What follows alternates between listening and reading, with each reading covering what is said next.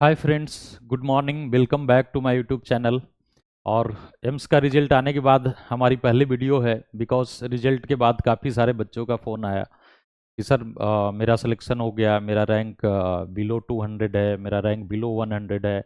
Even इस बार अच्छा ये है कि रिजल्ट एम्स में जो पिछली बार जो था सीआरई 2023, उसमें जितना एग्जैक्ट सीट था उतना ही उन्होंने रिजल्ट दिया था। इस बार अच्छा ये है कि उन्होंने बढ़ा के रिजल्ट दिया है, तो वेटिंग लिस्ट भी आएगी। और वेटिंग लिस्ट से पहले मेरा तो ये है कि जो लोग हमारे यहाँ अरविंद फाउंडेशन से कोर्स किए थे और जो लोग हमारा कॉम्पिटिटिव बैच लिए थे, वो लोग डेफिनेटली अच्छा पोजीशन लाए हैं, काफ़ी अच्छा लाए हैं। जो लोग नोट्स नहीं पढ़े वो लोग काफ़ी पछता भी रहे थे कि सर काश पहले आपका नोट्स लिया होता। तो चलिए, ओवरऑल जो भी रहा रिजल्ट आया, आप लोग जो लोग क्वालिफाई किए हैं उनके लिए बहुत अच्छी खुशी की बात है ना। और जब मेरी गाइडेंस की जो होती है आप लोग को, तभी मैं आता हूँ, तभी वीडियो के साथ मैं आपके सामने प्रेजेंस होता हूँ। अदरवाइज आप लोग रिजल्ट के बाद एंजॉय कर रहे थे, खुशी मना रहे थे, अच्छी बात है। मेरे पास भी बच्चे फ़ोन करके बता रहे थे कि सर आपके गाइडलाइन के कारण नहीं हो पाया। तो मेरा अभी मुझे रियलाइज हुआ कि आपको मेरी गाइडेंस की थोड़ी ज़रूरत है, तो मैं एक वीडियो लेकर आया हूँ। और इसमें बेसिक जो सबसे अच्छी बात है कि उन्होंने edit applicable set of qualification का ऑप्शन दिया है ना। ये वीडियो में दो तीन चीज मैं अभी डिस्कस करूंगा कि क्वालिफिकेशन का जो ऑप्शन आपके पास जो एलिजिबिलिटी है उसके हिसाब से आप अभी भी क्वालिफिकेशन अपडेट कर सकते हैं। दूसरा, क्या ऑर्डर ऑफ प्रेफरेंस होगा, चॉइस फिलिंग कैसे हम करेंगे, है ना। तो ये इसका गाइडलाइन के लिए भी बच्चों का काफ़ी फ़ोन आ रहा था। तो चूंकि डेट है, पहले तो 25 से था, अभी डेट 5 अप्रैल से हो गया है ना। तो मैं भी कुछ बिजी शेड्यूल्स में था, मेरा भी चेन्नई विजिट था, तो मैं भी थोड़ा अभी वहाँ गया हुआ था, तो अपना मीटिंग्स वगैरह थी। तो मैं समय निकाल के आपके पास फिर मैं सोचा कि आपको अभी मेरी गाइडलाइन की ज़रूरत है, तो हम लोग डिस्कस करते हैं आगे। और अभी हम लोग ने जो मेडिकल रिकॉर्ड असिस्टेंट और मेडिकल ड्रेसर का वैकें जो हमने एडमिशन अनाउंस किया था, वो अभी गोइंग ऑन है इस महीने के एंड तक, 31 मार्च तक। तो जिनका रिजल्ट आ गया अच्छी बात है ना। जो अभी जिन्हें लग रहा है कि अभी इस एम्स में पता नहीं चांस हमारा रैंक थोड़ा पीछे है, तो आप कोर्स भी ज्वाइन कर सकते हैं। अक्टूबर तक हमारा ये कोर्स भी फिनिश हो जाएगा। और अभी जो MCRE 2025 आएगी अक्टूबर के बाद, नवंबर दिसंबर में, उसमें आप मेडिकल रिकॉर्ड या मेडिकल ड्रेसर की भी कुछ सीटें संभावित है कि कई एम्स के अलावा जो अभी नए नए हॉस्पिटल्स MCRE अपने अंडर ले रही है, जैसे ESI अभी लिया था, उसी तरह जो PGI वगैरह हैं वो भी इसी के साथ आएगी वैकेंसी। तो आप उसको देखते हुए, क्योंकि होता क्या है, अभी कोर्स ज्वाइन कर सकते हो। क्योंकि मैंने देखा जब वैकेंसी आती है तब बच्चा एकदम से फोन करता है, सर सर्टिफिकेट मिल जाएगा। ये पता नहीं, वैकेंसी तो डेली आती है। मैं कहता हूँ बच्चों को कि वैकेंसी आज भी कोई ना कोई आई होगी, क्या आप भर लेते हो सारा वैकेंसी? जिसके लिए आप एलिजिबल हो वही भरते हो, एलिजिबिलिटी बनानी पड़ती है ना। अब चूंकि फर्स्ट एड का 10 दिन का कोर्स है और एक दिन असेसमेंट 11 डेज का, तो आपका 11 डेज में कोर्स हो जाता है। लेकिन जैसे मेडिकल ड्रेसर, मेडिकल रिकॉर्ड जो 6 मंथ का कोर्स है, वो एक दिन 10 दिन में नहीं होगा। उसके लिए आपको 6 मंथ टाइम देना ही पड़ेगा, एडमिशन लेना ही पड़ेगा, अपनी एलिजिबिलिटी बनानी ही पड़ेगी।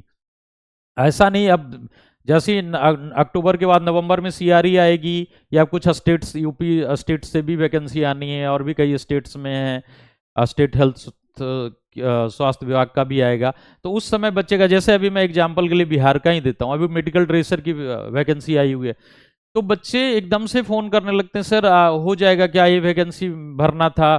ऐसा नहीं होता मार्केट में, हालांकि फ्रॉड बहुत बिक भी रहे हैं, है ना, लोग खरीद भी रहे हैं, संतुष्टि के लिए भर भी लीजिएगा, लेकिन DB में फिल्टर कर लेती है वो, BTSC हो या एम्स हो या कोई भी। एम्स में ही क्या, फर्स्ट एड कई लोग ने गलत जगह से किया था, वो नहीं चला, सब अरविंद फाउंडेशन के ही बच्चे लगे। तो एक्चुअल क्वालिफिकेशन होनी चाहिए, है ना। भले 6 महीना टाइम लग जाए तो लग जाए, आप तो तैयारी में 6 साल 10 साल बिता देते हो, जब तो आपको समय का इंपॉर्टेंस नहीं लगता। अभी 6 महीना आपको कोर्स करना पड़ा, वो भी मेडिकल का कोर्स, जो कि आपका हर हाल में काम आना है ना। तो आप बहुत एक्साइटेड हो, नहीं सर आज ही मिल जाता। मिल तो जाएगा, मार्केट में हर चीज मिलता है, लेकिन आपको देखना है कि कौन जेन्युइन है। लेकिन वो जेन्युइन मिल ही नहीं सकता, वो जब भी हर हाल में आपको अरविंद फाउंडेशन से कोर्स ही ज्वाइन करना पड़ेगा। तो बेटर है अभी ज्वाइन कर लें, फिर बाद में आप जब वैकेंसी आएगी उस समय फोन करते रह जाइएगा, कुछ नहीं होगा, है ना। तो ये आपको मैं गाइडलाइन अपनी तरफ से एज ए कैरियर कोच मैं बता रहा हूँ, है ना, कि क्वालिफिकेशन एलिजिबिलिटी अभी ऑर्डर ऑफ प्रेफरेंस भी बताऊंगा, उसमें भी यही बात करूंगा मैं बार बार एलिजिबिलिटी की, है ना। तो एलिजिबिलिटी सबसे इंपॉर्टेंट होता है कि आप किस वैकेंसी के लिए एलिजिबल हैं, वही भरना आपके लिए जरूरी है ना। वैकेंसी तो डेली एमबीबीएस डॉक्टर का आता है, क्या आप भर लेते हैं? नहीं भरते ना, क्वालिफिकेशन नहीं है।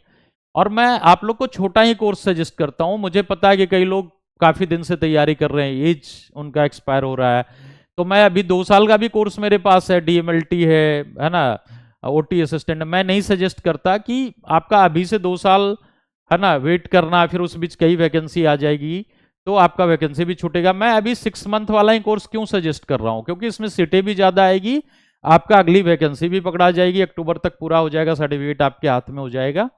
तो इसीलिए मैं ये सजेस्ट करता हूं, है ना। और बजट भी कम लगे। आप लोग जो जनरल के जो भी बच्चे तैयारी करते हैं उनका बजट मुझे पता है कि वो 2 लाख का टेक्निकल कोर्स नहीं कर सकते, 4 लाख का नहीं कर सकते।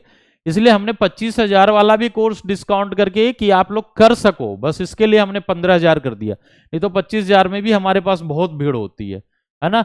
तो हमने इसलिए वो भी इंस्टॉलमेंट में, 15,000 भी क्या, 3 इंस्टॉलमेंट, 5,000 का 3 इंस्टॉलमेंट में, ताकि नहीं भी जो सक्षम है वो भी कर ले। हमारा उद्देश्य यही है, आप एलिजिबल हो जाओ, आप वैकेंसी आएगी भरोगे, सक्सेस हो गए, अरविंद फाउंडेशन का एक पहले की तरह जितने एम्स में प्रेजेंस है, ईएसआईसी में प्रेजेंस है, वो बना रहेगा, है ना।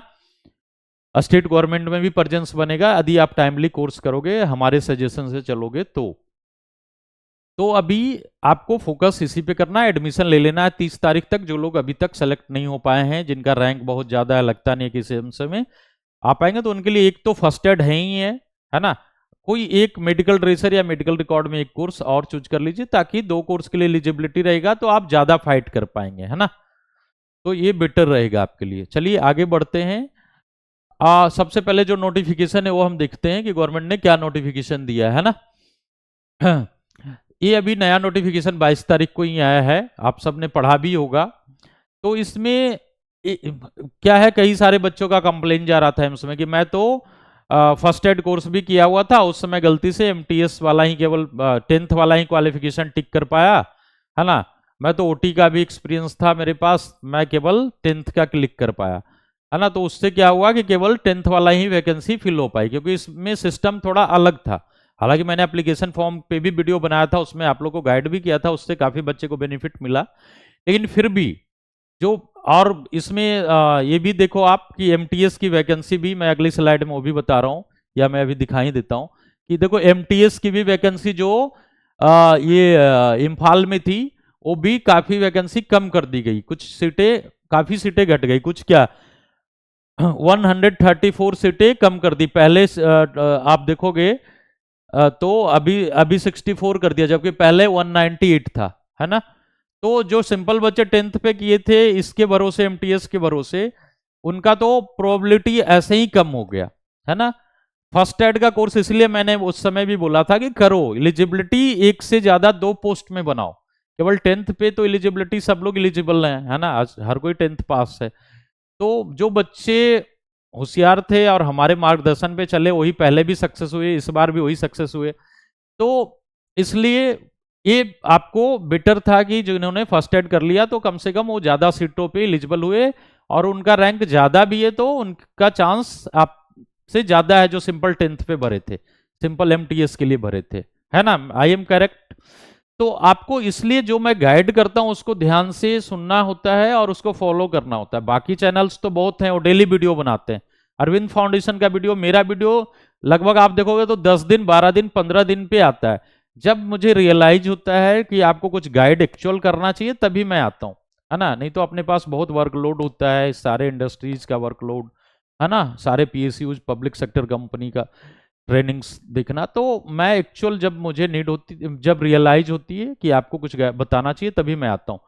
तो मैं उस समय भी बताया था कि फर्स्ट एड का कोर्स जरूर करो, है ना, ताकि आपका केवल 10th वाला एमटीएस, कई बच्चों ने ओवर कॉन्फिडेंट में कि एमटीएस में हो जाएगा, भरा भी, रैंक भी अच्छा लाया, लेकिन चूंकि पोस्ट ही नहीं है, पोस्ट ही कम हो गया, तो आपका रैंक अच्छा होते हुए आपसे पीछे वाला जो हमारा हॉस्पिटल अटेंडेंट का बच्चा है जो हमारे यहाँ से फर्स्ट एड किया है, वो पीछे रैंक होते हुए भी उसकी ज्वाइनिंग हो जाएगी और आप रह जाओगे, है ना। तो यही है गाइडेंस, यही है करियर कोच का एक काम ना। पहले भी हमने इतने बच्चों को जॉब दिलाया, पिछले 1 साल में हमारे इंस्टीट्यूशन से इतने बच्चे सक्सेस हुए, तो सीक्रेट ही था और ये भी एक सीक्रेट ही है ना। तो बाकी चैनल्स पे आप भरोसा करते हैं, करते रहिए, लेकिन सक्सेस के लिए अरविंद फाउंडेशन पे ही भरोसा करना होगा। तो आप देखिए कि कितना सीटें कम हो गया, है ना। तो इसीलिए अभी पोस्ट प्रेफरेंस, इसीलिए अभी फिर से एडिट के लिए भी ऑप्शन आया है। पोस्ट प्रेफरेंस से पहले आपको अपना सेट ऑफ एलिजिबिलिटी जो आपका है, जो आपका क्वालिफिकेशन है, जिसमें आप अप्लीकेबल हैं, उसको भी मॉडिफाई कर सकते हैं। ये एक अच्छा चांस मिला है जिन लोगों ने भी मिस किया है कि कोर्स सर्टिफिकेट होते हुए भी गलती से 10th पे केवल क्लिक किया था, यदि फर्स्ट एड था, तो अभी आप जैसे ही 5 तारीख से पोर्टल ओपन होगा, लॉगिन कर पाओगे आप, तो उसमें आप 10th plus hospital services course पे भी टिक कर सकते हो। टिक ही नहीं, जो कोर्स सर्टिफिकेट अरविंद फाउंडेशन का है वो आप अपलोड भी कर सकते हो, है ना। तो ये है, तो आप उसके हिसाब से फिर क्या हो जाएगा, आप पोस्ट प्रेफरेंस फिर उसके बाद भरोगे, पहले मॉडिफाई कर लेना है, फिर पोस्ट प्रेफरेंस भरना है ना। तो ये बेटर एक अपॉर्चुनिटीज है आप सभी के लिए, जो लोग उस समय किसी भी कारण से मिस कर गए थे क्वालिफिकेशन में टिक करना, उसी हिसाब से आपका पोस्ट अप्लाई हुआ था, वो आप अभी मॉडिफाई जब करेंगे तो आपका पोस्ट वो सब, सपोज किसी ने फर्स्ट एड किया था लेकिन उस समय केवल 10th क्लिक किया, तो अभी 10th plus hospital services course पे टिक करेंगे तो आपका सारा हॉस्पिटल अटेंडेंट, नर्सिंग ऑर्डरली, सारा वो अप्लाई हो जाएगा, है ना। उसके बाद फिर आप क्या होगा, आप ज्यादा सीटों पे फाइट कर पाएंगे, फिर तब जाके आपको पोस्ट प्रेफरेंस भरना है ना। तो आपका रैंक यदि पीछे भी है तो आपका संभावना बढ़ जाएगा। लेकिन देखो, पोस्ट प्रेफरेंस की मैं जब बात करूंगा अभी अगले स्लाइड में, तो हमारा पूरा फोकस एलिजिबिलिटी पे ही होगा। आप ऐसा कोई क्वालिफिकेशन टिक ना कर दें जो आपके पास है ही नहीं, है ना, तो अपने पैर पे खुद ही कुल्हाड़ी मारने वाली बात होगी। आप टिक कर देंगे, अप्लाई भी हो जाएगा, प्रेफरेंस में भी भर देंगे, है ना, मिल भी जाएगा, लेकिन डीवी में आप आउट हो जाएंगे क्योंकि आपके पास वो क्वालिफिकेशन नहीं है ना। तो मैं उसी की बात आगे भी करूंगा अभी, है ना। ये डेट जो दिया है वो आप एक बार नोट ही कर लेना, 5 अप्रैल से 15 अप्रैल तक है ना, जिसमें आप दोनों काम एक साथ कर पाओगे। फर्स्ट थिंग क्या करना आपने कि यदि कोई आपके पास क्वालिफिकेशन थी और वो अप्लाई नहीं कर पाए थे, उस समय टिक नहीं कर पाए थे, तो वो अप्लाई करके वो अपलोड कर देना। या कोई एक्सपीरियंस था जो आपने उस समय नहीं अप्लाई किया, टिक नहीं किया, सपोज कोई ओटी असिस्टेंट का एक्सपीरियंस था, तो वो भी अप्लाई करके टिक कर सकता, लेकिन बशर्ते वो एक्चुअल होना चाहिए। मैं अभी एलिजिबिलिटी में उसी की बात करूंगा, है ना। 5 से 15 अप्रैल तक आप ये एडिट करके और अपना प्रेफरेंस सबमिट कर सकते हो, है ना। ये स्लाइड मैंने डिस्कस कर दिया, इसी के लिए मैंने बताया था आपको इस स्लाइड में कि देखो 130 सीट डिक्रीज हो गया एमटीएस पोस्ट के लिए। अब मैं बात करूंगा की point for order of preference, है ना। प्रेफरेंस का ऑर्डर क्या होना चाहिए, सीक्वेंस क्या होना चाहिए, है ना। ये बहुत बच्चों का फोन भी आ रहा था कि सर प्लीज गाइड करें। तो इसमें देखो, कुछ जो पॉइंट है उस पर डिपेंड करेगा कि आपको कैसे भरना है ऑर्डर ऑफ प्रेफरेंस, पोस्ट का चॉइस कैसे भरना है। सबसे पहला हमने यहां 4 पॉइंट नोट किया। सबसे पहला, फर्स्ट थिंग, सबसे इंपॉर्टेंट है eligibility matching related to qualification and experience as well as age criteria. जिस पोस्ट के लिए प्रॉपर क्वालिफिकेशन है आपके पास, या उसने क्वालिफिकेशन मांगा हुआ है, या एक्सपीरियंस मांगा हुआ है, या फिर जो एज लिमिट उन्होंने डिसाइड किया हुआ है, एज का जो एलिजिबिलिटी है, एलिजिबिलिटी क्राइटेरिया जिस पोस्ट का पूरी तरह मैच करता है, आप डीबी में प्रूफ कर सकते हो पूरा, उसी को सबसे पहला प्रेफरेंस देना है। समझ गए पहली बात, फर्स्ट थिंग फर्स्ट। बाकी चीजें सब ठीक है कि मेरा घर तो जोधपुर है सर, मैं जोधपुर भरूंगा, मेरा घर तो बंगाल है, मैं कल्याणी भरूंगा, है ना, तो वो सब ठीक है। वो लास्ट में, मैंने लोकेशन कहाँ डाला है, लास्ट में डाला है। पहले नौकरी चाहिए ना, कि पहले घर में ही नौकरी चाहिए, पहले तो नौकरी चाहिए। तो फर्स्ट थिंग फर्स्ट, पहले हमें उसी को प्रेफर करना है जो एलिजिबिलिटी है। हम यदि पे लेवल, दूसरा हमने पे लेवल डाला है, देखो पे लेवल हम रख सकते थे ऊपर, या आपका घर में आपको नौकरी चाहिए तो मैं लोकेशन ऊपर रख सकता था, नहीं, जो सीक्वेंस मैंने डाला उसी सीक्वेंस में आपको अपना प्रेफरेंस सेलेक्ट करना है। सबसे पहले एलिजिबिलिटी, एलिजिबिलिटी में क्या, अब जैसे कोई 10th प्लस फर्स्ट एड किया है तो वो हॉस्पिटल अटेंडेंट के लिए एलिजिबल है, नर्सिंग ऑर्डरली के लिए एलिजिबल है, तो उसको पहला प्रेफरेंस वही डालना है। फिर पहला, क्योंकि उसके पास है क्वालिफिकेशन, यदि कोई पहला प्रेफरेंस सपोज ओटी असिस्टेंट डाल देता है, पे लेवल देखे कि पे लेवल तो इसका 3 है जी, लेकिन आपके पास यदि प्रॉपर क्वालिफिकेशन नहीं है, ओटी असिस्टेंट का एक्सपीरियंस नहीं है, आप किसी कारण से आपको आप 1 ईयर का प्रॉपर एक्सपीरियंस नहीं आप गेन कर पाए थे किसी हॉस्पिटल में काम करके, तो फिर कोई मतलब नहीं बनता। फिर तो मैं ये कहूंगा कि सेट ऑफ जो शुरू में जो क्वालिफिकेशन टिक करना वही आपको नहीं टिक करना था, है ना, तो वहां भी टिक सोच समझ के करना है। और प्रेफरेंस सेलेक्ट करने में सबसे बेटेज 100 में 9, मतलब 100% एलिजिबिलिटी का ही गेम है ना। यदि आपने सपोज सबसे पहले आप ओटी का कोर्स, आप ओटी का एक्सपीरियंस नहीं है प्रॉपर, आपने कहीं से गलत ऐसे लिखवा लिया लेटर पैड पे, कुछ भी कर लिया, तो या फिर जो उस समय प्रूफ नहीं कर पाओगे, है ना। मेरा कहने का मतलब ये कि जो आप वहां डीबी के समय जेन्युइनिटी नहीं दिखा पाओगे कि हाँ ये है, तो आप यदि सपोज ओटी असिस्टेंट का पे लेवल तो ज्यादा है, पे लेवल 3 है ना, जबकि हॉस्पिटल अटेंडेंट का पे लेवल 1 है, तो आप पे लेवल को देख के सपोज आपने पहले हॉस्पिटल असिस्टेंट का भर दिया, है ना, सपोज सॉरी ऑपरेशन असिस्टेंट का भर दिया, तो क्या होगा, आपका पहला जो मैच करेगा आपके रैंक के हिसाब से वो आपको अलाउट हो जाएगा। हॉस्पिटल अटेंडेंट आपने दूसरा डाला सेकंड में, तो आपको पहला मिल गया आपको ऑपरेशन थिएटर असिस्टेंट का, लेकिन आप यदि उस क्वालिफिकेशन को डीबी के समय प्रूफ नहीं कर पाए तो आपका छुट्टी हो जाएगा, आप इस वैकेंसी से ही बाहर हो जाएंगे, फिर आपको सेकंड का चांस नहीं मिलेगा यदि, क्योंकि आपने गलत भरा, आपके पास जो क्वालिफिकेशन नहीं था, जो एक्सपीरियंस नहीं था, जो मांगा गया था उसके अकॉर्डिंग, तो आप क्यों वो प्रेफरेंस आपने दिया, है ना। तो पहला एज भी देखना है, एज भी इंपॉर्टेंट होता है ना। एज किसी में देखो एज पर किसी में 30 साल तक है ना, 27 से 30 है, किसी में 32 भी है एक्सपीरियंस जिसमें मांगा हुआ, तो एज भी आपने देखना है ना। पहला चीज पे मैं फोकस इसलिए ज्यादा कर रहा हूं।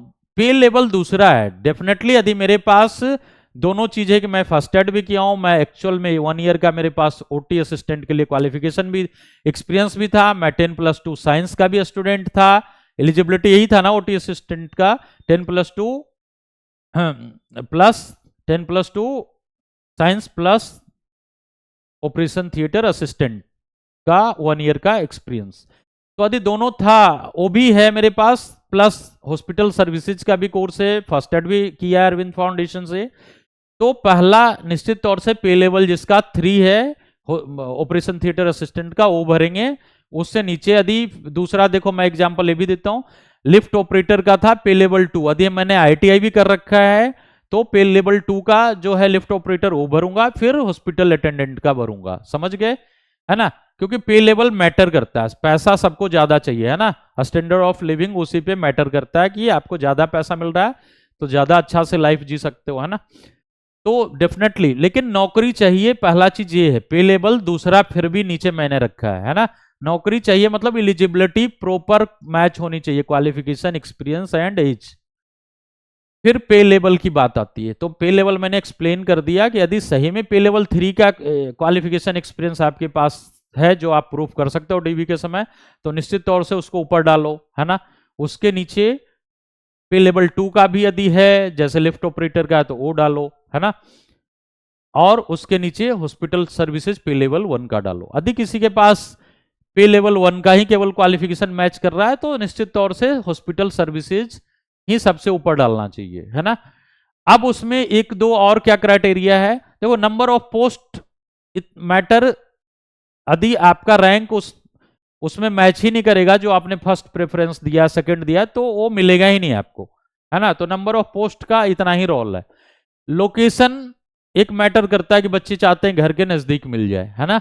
तो लोकेशन आप फिर यदि सारे पे लेवल 1 के लिए हम एलिजिबल हैं या फिर सारे एक पे लेवल के लिए एलिजिबल हैं, सपोज ओटी असिस्टेंट ईएसआईसी के लिए हम एलिजिबल हैं, है ना। तो ईएसआईसी हर स्टेट में आई, लगभग काफी स्टेट्स में थी वैकेंसी। तो आप जिस स्टेट से बिलोंग करते हो उसको सबसे ऊपर डालो, है ना। पे लेवल भी मैच हो गया कि पे लेवल 3 सबसे ज्यादा इस कैटेगरी के लिए है। तो इस कैटेगरी में कैटेगरी नंबर जो 20 है उसमें सबसे ज्यादा पे लेवल 3 हॉस्पिटल, ये जो अपना ऑपरेशन थिएटर असिस्टेंट का है ना, उसका पहले डालना है। यदि प्रॉपर क्वालिफिकेशन आपके पास है और एक्सपीरियंस है तो फिर लोकेशन भी उसी में, आप जहां से बिलोंग करते हो पहले वो डाल दो, उसके नीचे फिर उसी को सेलेक्ट करो, ईएसआईसी ओटी असिस्टेंट, दूसरा लोकेशन डाल दो, फिर तीसरा लोकेशन डाल दो, है ना। सारा पहले ईएसआईसी का जो पे लेवल 3 का ओटी असिस्टेंट का है वो डाल दो, उसके बाद आप पे लेवल 2 का डालो, है ना। यदि आपके पास है क्वालिफिकेशन, आईटीआई वगैरह था, पे लेवल 2 के अकॉर्डिंग है तो फिर पे लेवल 1 का भी डालो। तो फिर उसमें लोकेशन मैच करके डाल सकते हो कि आप यदि एम्स जोधपुर राजस्थान से बिलोंग करते हैं तो हॉस्पिटल सर्विसेज जो एम्स जोधपुर, यदि कोई बिहार से बिलोंग करता है तो AIIMS Patna, AIIMS Deoghar, suppose कोई उत्तराखंड का है तो एम्स ऋषिकेश, इस तरह करके, सपोज कोई वेस्ट बंगाल का तो एम्स कल्याणी। वो लेकिन एक ही नहीं डालना, ये आप समझ लो। ऐसा नहीं कि हॉस्पिटल सर्विसेज हमने यदि मैं बंगाल से बिलोंग करता हूं तो कल्याणी डाल के छोड़ दिया, नहीं। हो सकता है वहां सीटें जितना है उससे ज्यादा लोग डाल दें कल्याणी का ही, है ना। 40 सीटें हैं और 60 लोग डाल दें कि हमको एम्स कल्याणी ही चाहिए, तो उस केस में क्या होगा, आप रह जाएंगे रिजल्ट होते हुए भी। तो आपको सारा डाल देना है। एम्स कल्याणी हम यदि वेस्ट बंगाल से तो सबसे पहले डालेंगे, फिर उसके बाद एम्स यदि हमें लगता है कि चलो एम्स पटना डाल देते हैं, उसके बाद बंगाल से बिहार नजदीक है ना। उसी तरह यदि कोई यहाँ राजस्थान का बच्चा है तो एम्स जोधपुर पहले डालेगा, फिर एम्स ऋषिकेश डाल देगा, फिर एम्स रायबरेली डाल सकता है। सारे डाल देने जितने हॉस्पिटल सर्विसेज, नर्सिंग ऑर्डरली, जिसमें भी 10th प्लस हॉस्पिटल सर्विसेज का एलिजिबिलिटी हो, सारा डालना है। क्योंकि पे लेवल 1 है तो पे लेवल 1 का ही आप भर रहे हो, तो उसमें पे लेवल अब मैटर नहीं करता, अब लोकेशन मैटर करता है। तो प्रेफरेंस वाइज आपके घर से कौन सा कितना दूर है उसके वाइज आप सारा डाल दो, है ना।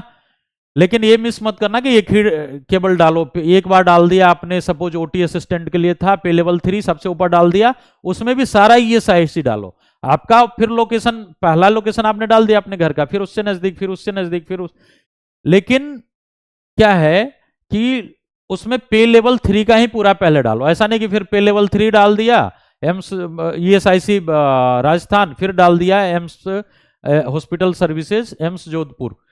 अब जिनको सही में अब जोधपुर ही घर है, यदि उनको लगता नहीं पे लेवल 3 छोड़ के पे लेवल 1 का ही चाहिए, तब तो वो डाल सकते हो। अदरवाइज मेरा सजेशन तो ये है कि पहले पे लेवल 3 के लिए एलिजिबल हो तो पूरा पे लेवल 3 सीक्वेंस में डाल दो जितने ईएसआईसी में है।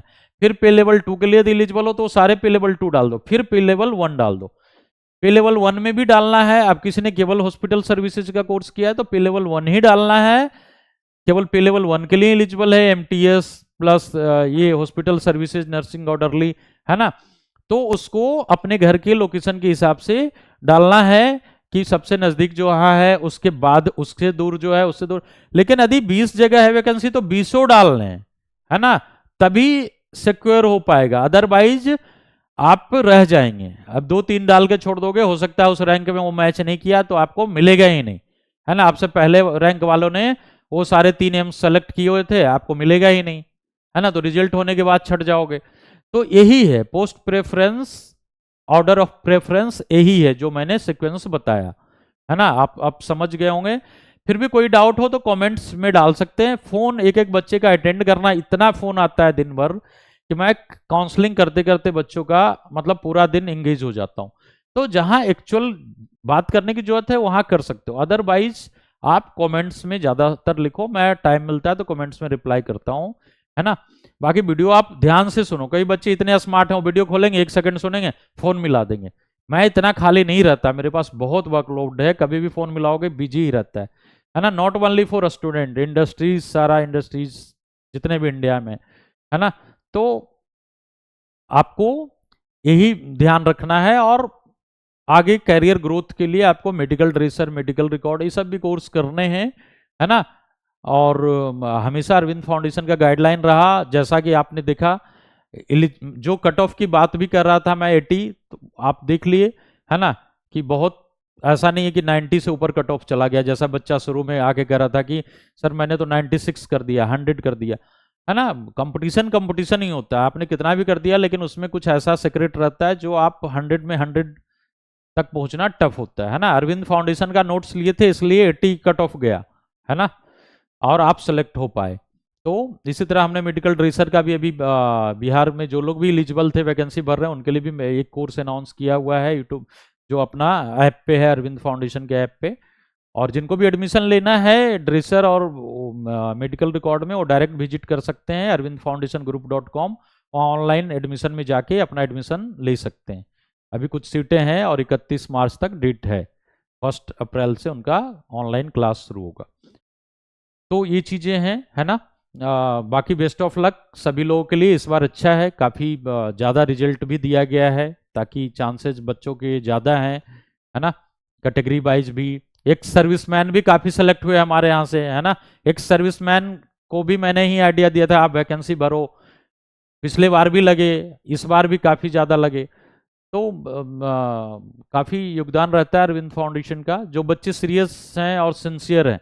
बाकी जो इन्जॉयमेंट के लिए, उनके लिए बहुत सारे चैनल्स हैं, वहाँ जाके अपना इंटरटेनमेंट करते रहते हैं। हमारे चैनल पे इंटरटेनमेंट नहीं चलता, कोई गलत कमेंट्स किया, कोई उस तरह का मजाक किया, तो हम सीधे उसको अपने चैनल से ब्लॉक कर देते हैं, इम्पार्टी उसको हटा ही देते हैं, पूरा रिमूव।